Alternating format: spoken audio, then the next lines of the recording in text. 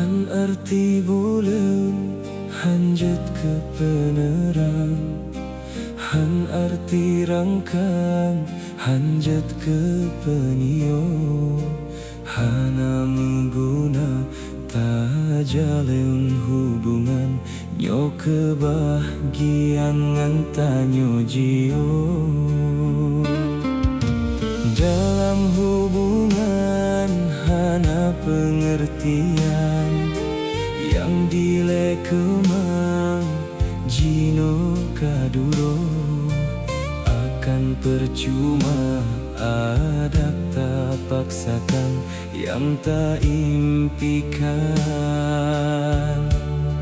Rasa haletro